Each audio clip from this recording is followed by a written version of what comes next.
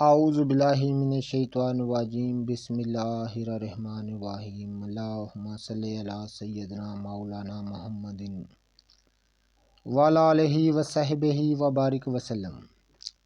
تمام تعریفیں رب العزت کی ہیں جو تمام جہانوں کو پالنے والے ہیں۔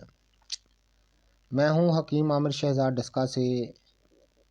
جتنے بھی میرے دوست احباب چینل پر نئے ہیں وہ چینل کو سبسکرائب ضرور کیا کریں۔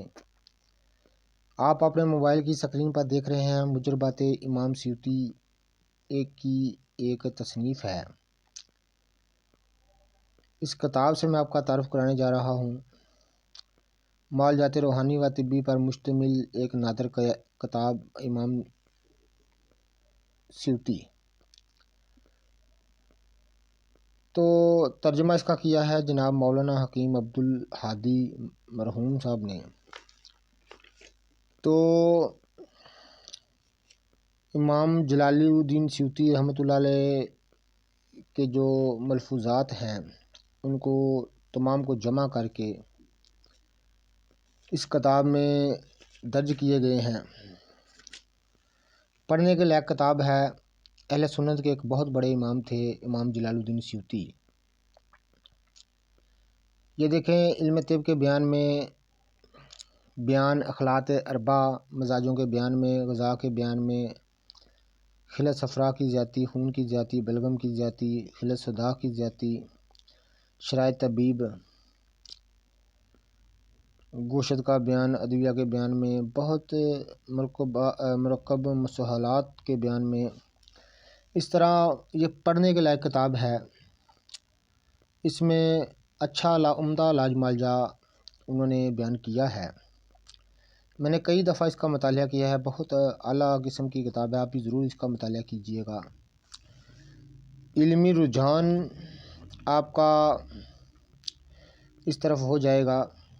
بہت ہی لاجواب چیز ہے، آپ ضرور اس کا مطالعہ کیجئے گا۔ بڑی لاجواب کتاب ہے فن طب پر۔ امام جلال الدین کی ملفوظات انہوں نے ان کے علاج معالجہ کا جو طریقہ تھا اس کو جمع کیا ہوا ہے اس کتاب میں۔ تو آپ ضرور اس کا مطالعہ کیجئے گا، بڑی لاجواب کتاب ہے، بہت ہی اعلیٰ قسم کی کتاب ہے۔ جتنے بھی میرے دوست احباب چینل پر نئے ہیں وہ چینل کو سبسکرائب ضرور کیا کریں۔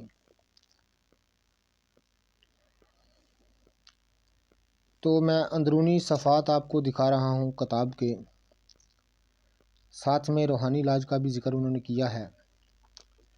تو آپ ضرور اس کا مطالعہ کیجئے گا۔ بہت ساری جڑی بوٹیوں کی صحیح شکل و صورت، ان کے صحیح نام اور ان کے فائدے بھی ہم آپ کی خدمت میں عرض کرتے ہیں، اور بہت ساری کتابوں سے بھی آپ کا تعارف کرائیں گے، اور دیگر فن طب پر بہت سارے معاملات پر بھی آپ سے بات کریں گے۔ اس لیے کہتے ہیں ہمارا چینل سبسکرائب کر دیں۔